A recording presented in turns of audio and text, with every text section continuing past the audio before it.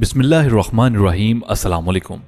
ख़वातीन हज़रात, ईरानी हमले में अमरीकी फौजियों के नुकसान के बारे में अमरीका कहता आया है कि अमरीका का कोई नुकसान नहीं हुआ, जबकि अब अमरीकी कांग्रेस की जानिब से रिपोर्ट जमा करवाने के जोर पर आखिर अमरीकी सेंट्रल कमांड ने सच उगल ही दिया है कि ईरानी हमले में उनका भी नुकसान हुआ है, जिसके बाद पूरे अमरीका में चहमगोइयां शुरू हो गई हैं।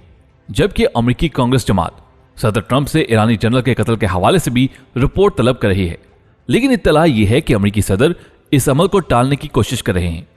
जबकि ईरान ने सारी सूरत हाल पर आलमी अदालत इंसाफ का दरवाजा खटखटाने का इशारा दे दिया है। सवाल ये पैदा होता है कि क्या ईरान सफारती और कानूनी रास्ता इख्तियार करके अमरीका को घुटने टेकने पर मजबूर कर देगा? क्या मशरक़ वस्ता से अमरीकी फौज का इन्हिला मुमकिन हो सकेगा? इस हवाले से आज हम आपको मुकम्मल तफसील से आगाह करेंगे। लेकिन उससे पहले अगर आपने अभी तक मोहब्बत टीवी को सब्सक्राइब नहीं किया तो सब्सक्राइब करके साथ लगी घंटी को भी प्रेस कर दें, ताकि हर नई आने वाली वीडियो की नोटिफिकेशन आप तक बर वक्त पहुंच सके। नीज हमारी इन काविशों का सिला वीडियोस को लाइक करके जरूर दिया कीजिए। मोहब्बत टीवी के मौजूदा सामीन, अमरीकी सेंट्रल कमांड ने इंकशाफ किया है कि गुज़िश्ता हफ्ते ईरान की जानिब से अमरीकी फौजी अड्डे पर किए गए मिसाइल हमलों में 11 अमरीकी फौजी जख्मी हुए थे और किसी भी किस्म का जानी नुकसान नहीं हुआ था। याद रहे कि जनरल कासिम सुलेमानी के कत्ल का बदला लेने के लिए ईरान ने इराक में अमरीकी फौजी अड्डों पर मिसाइल हमले किए थे और ईरान की जानिब से 80 अमरीकी फौजियों की हलाकत का दावा किया गया था। हालांकि कुछ मुख्तदर हलकों का यह भी कहना है कि अभी भी अमरीकी सेंट्रल कमांड झूठ बोल रही है, जबकि अमरीका की जानिब से इस दावे की तरदीद की गई है और अब अमरीकी सेंट्रल कमांड ने हमले में सिर्फ 11 फौजियों के जख्मी होने की तस्दीक की है।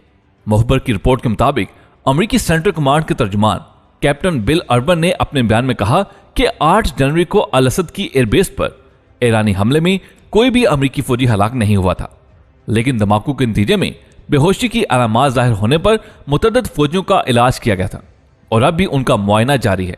हमले के वक्त एयरबेस पर मौजूद 1500 अमरीकी फौजियों में से अक्सर को आला हुकाम की जानिब से हमले की कबल अज़ वक्त इतला मौसूल होने पर ट्रकों में सवार करके बंकर्स में पहुंचा दिया गया था। अमरीकी फौज की गुज़िश्ता रिपोर्ट्स के मुताबिक एयरबेस पर हमले में माली नुकसान हुआ था, ताहम उस वक्त भी फौजी नुकसान की तरदीद की गई थी। जबकि मुखबर की एक रिपोर्ट यह भी है कि अब भी अमेरिका की जानिब से झूठ बोला जा रहा है। इस हमले में अमेरिका के वाकईतन 80 फौजी हलाक हुए हैं, लेकिन उसको छुपाया जा रहा है ताकि सदारती इलेक्शन में ट्रंप को शिकस्त का सामना ना करना पड़े। याद रहे कि मगरबी इराक में अल असद की एयरबेस के साथ साथ ईरान के मिसाइलों ने अरबल के अड्डे को भी निशाना बनाया था, जिस पर अमरीकी और गैर मुल्की इत्तेहादी फौज के दस्ते मौजूद थे, लेकिन कहा गया है कि उन्हें भी कोई नुकसान नहीं पहुंचा था। जबकि दूसरी जानिब ईरान अमरीका कशीदगी के हवाले से एक अहम खबर अपने दोस्तों से शेयर करते चलें कि गुज़िश्ता रोज डोनाल्ड ट्रंप और अमरीकी हुकूमत के खिलाफ अमरीकी कांग्रेस ने बयान जारी किया था कि वो ईरानी जनरल कासिम सुलेमानी की हलाकत के हवाले से रिपोर्ट पेश करे, जिसमें वो तफसीली वजूहात भी दर्ज करें जिन वजूहात की बिना पर कासिम सुलेमानी को निशाना बनाया गया। अमरीकी कांग्रेस की तरफ से यह मौक़िफ़ इख्तियार किया गया कि इस कशीदगी ने दुनिया भर को तीसरी आलमी जंग के दहाने पर ला खड़ा कर दिया है। यही वजह है कि इसकी तहकीकात करवाना जरूरी हो चुका है। अमरीकी कांग्रेस चाहती है कि ट्रंप और उसकी हुकूमत फिलफौर तहफ़्फ़ुज़ात और वजूहात बयान करे, लेकिन दूसरी जानिब ट्रंप इंतजामिया इस रिपोर्ट को पेश करने से आरी मालूम होती है और वो टाल मटोल से काम ले रही है। अमरीकी कांग्रेस ने इंकशाफ किया है कि 3 इजलास बगैर किसी वजह के मुलतवी कर दिए गए हैं और इन इजलासों का मकसद सिर्फ और सिर्फ अमरीकी इंतजामिया और ईरान के दरमियान कशीदगी की असल वजूहात जानना था। अमरीकी ऐवान नुमाइंदगान और सेनेट के मेंबरान कहते हैं कि अमरीकी वजारत खारजा ने 2 वजारती अजलास अचानक मनसूख कर दिए, जबकि अमरीकी वजारत जंग यानी पेंटागन भी मनसूबाबंदी से मुतालिक मसाइल की वजह से एक वजाहती इजलास मनसूख कर चुकी है। इन तीनों अजलासों को मनसूख करने की कोई ठोस वजह भी नहीं बताई गई। सियासी नाकदीन कहते हैं कि दरअसल अमरीकी इंतजामिया के पास इसका जवाब मौजूद ही नहीं। यही वजह है कि वो इजलास मुलतवी कर रहे हैं। अगर आलमी सियासत के हवाले से बात की जाए तो ये कहा जा सकता है कि अमरीका ईरान कशीदगी के दौरान तकरीबन तमाम ही मामलात को सिर्फ लफ्जी बयानात से वाज़ेह करने की कोशिश की गई। ईरान हो या फिर अमरीका, दोनों फ्रीकैन ने ही इस अहम और संगीन मामले पर कोई प्रेस कॉन्फ्रेंस या मीडिया टॉक नहीं की और ना ही प्रेस रिलीज जारी की गई। ईरानी हुकाम की जानिब से एक आधा ऑफिशियली बयान सामने आया है, लेकिन अमरीकी सदर ट्रंप ने सिर्फ समाजी राब्ते की वेबसाइट ट्विटर का सहारा लिया है। सुपर पावर कहलाने वाले अमरीका को चाहिए था कि वो जनरल कासिम सुलेमानी की हलाकत पर एक प्रेस रिलीज जारी करता जिसमें तमाम तर तफसीलात दर्ज की जाती, लेकिन ऐसा मुमकिन ना हो सका। यही वजह है कि अमरीकी कांग्रेस ने इस अहम नुक्ते को दुनिया के सामने रखते हुए अहम मुतालबा कर दिया है। अब देखना यह है कि आने वाले दिनों में मिस्टर ट्रंप की जानिब से कौन सी नई साजिश रचाई जाएगी। मुखबर टीवी के मौजूद सामीन, दूसरी जानिब ईरानी हुकाम ने भी इस हवाले से अहम ऐलान कर दिया है। मोतबर जराये के मुताबिक ईरानी अदलिया के तर्जुमान ने कहा है कि इसमें कोई शक नहीं कि अमरीकी फौजी कार्रवाई दहशतगर्दी की कार्रवाई है।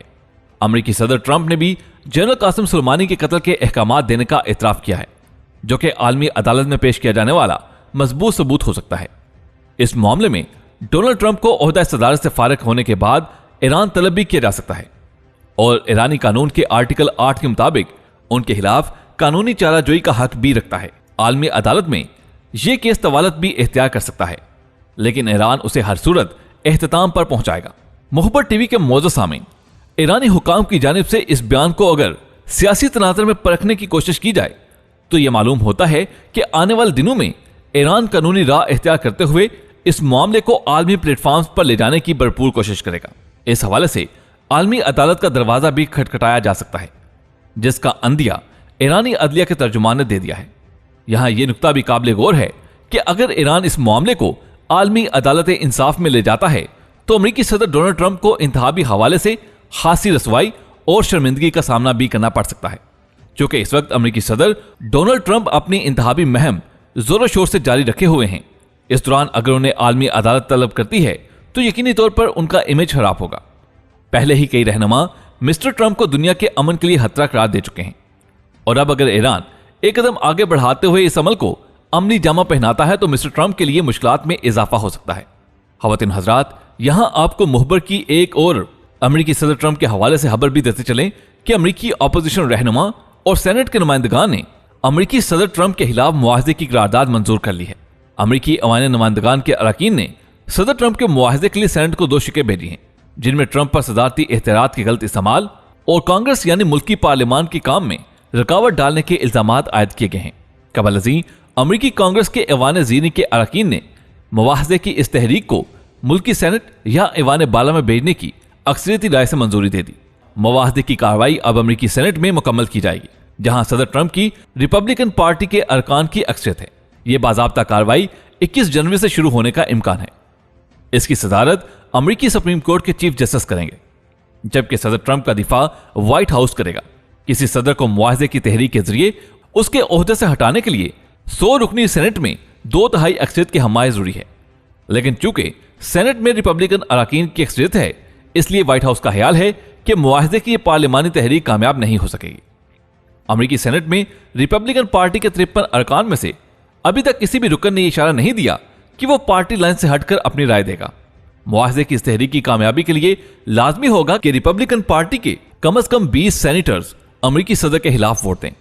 ट्रंप की मुहिम के एक ओहदेदार ने कहा कि अवान ज़ीरी की खातून स्पीकर नैन्सी पेलोसी ने जिन इल्जामात के तहत सदर के मुआहदे की तहरीक चलाने की कोशिश की है वो उसमें कामयाब नहीं हो सकेंगी।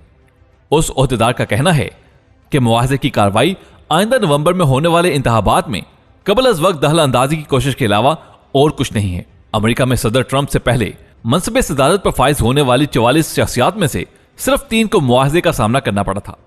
ताहम असल परेशानी यह भी है कि मुआवजे की कार्रवाई से किसी भी सदर की साख पर दाग तो लग ही जाता है, जिसके सियासी नुकसानात भी होते हैं। अमेरिकी तारीख में अब तक जिस किसी सदर को भी मुआवजे का सामना करना पड़ा उसे अगली सदारती इलेक्शन में शिकस्त हुई है। अब देखना बाकी यह है कि आया मुआवजे की इस कार्रवाई के बाद रवां बरस नवंबर में होने वाले अमेरिकी सदारती इंतखाबात में डोनाल्ड ट्रंप के लिए इलेक्शन के नतीजे में पैगाम फतह होगा या शिकस्त। अमेरिका की तकरीबन 250 साल तारीख में चौथा मौका होगा कि किसी सदर को सेनेट में अपने खिलाफ मुआवजे की तहरीक का सामना करना पड़ेगा। नाज़रीन इकरामी, सवाल यह भी पैदा होता है कि सदर ट्रंप ने ईरानी जनरल को मारकर क्या हासिल किया। आज के अमेरिकी तज्जियाकार लिख रहे हैं कि ट्रंप ने उस जोहरी मुआहदे से निकलकर खुद को और साथ दुनिया को एक सख्त मुश्किल में डाल दिया है जो साबिक सदर ओबामा ने ईरान के साथ किया था। ट्रंप ने यह अज़म तो ट्वीट कर दिया है कि मेरे होते हुए ईरान जोहरी कुव्वत नहीं बन सकता, लेकिन क्या ईरान ने अपना जोहरी प्रोग्राम फिर से शुरू नहीं कर दिया? जब ईरानी सेंट्रीफ्यूज यूरेनियम को क्रिटिकल हद तक अफजूदगी की तरफ ले जाएंगे तो क्या अमेरिका ईरान पर हमला कर देगा? क्या ऐसी यलगार मुमकिन भी है? ऐसी कई आवाजें अमेरिकी कांग्रेस से उठ रही हैं कि इसके सदर को यकतरफा किसी ऐसे जारहाना एक्शन लेने का इख्तियार नहीं होना चाहिए जिससे न सिर्फ अमेरिका बल्कि सारी दुनिया को खतरा लाहक हो जाए। इंसानी तनाज़ात का हल माजी में तो शायद जंग की शक्ल में मौजूद था, लेकिन अब ऐसा नहीं है। ईरान मशरिक वस्ता का वो पहला मुल्क बन रहा है जो अस्करी एतबार से कमजोर होते हुए भी अमेरिका को बेपनाह नुकसान पहुंचा सकता है। उसके मिसाइल अगर अरबेल और ऐनुल असद पर गिर सकते हैं तो अमेरिकी तैयारबरदार जहाजों पर क्यों नहीं? अगर ऐसा हो जाए तो अमेरिकी ऑप्शंस क्या होंगे? अमेरिका ने जब 9/11 के बाद अफगानिस्तान पर हमला किया तो देखते ही देखते तालिबान की हुकूमत खत्म हो गई थी। अफगान तालिबान के पास तो कोई जदीद फौज ही नहीं थी, क्योंकि ये लॉकलैंड जमीनी मुल्क था, इसलिए बहरिया भी नहीं थी, फिजाइया भी बस ब्राइन नाम थी, और ग्राउंड फोर्सेस का हाल भी यही था। इसलिए अमेरिका अफगानिस्तान को छोड़कर 2003 में इराक पर हमलावर हो गया और आन की आन में सदाम हुसैन की वार मशीन को भी रोन डाला। फिर उसने लीबिया और शाम का रुख तो किया, लेकिन ईरान की जानिब मुतवज्जा ना हुआ। यही वजह थी कि ईरान की आबादी इराक से 3 गुना ज्यादा थी।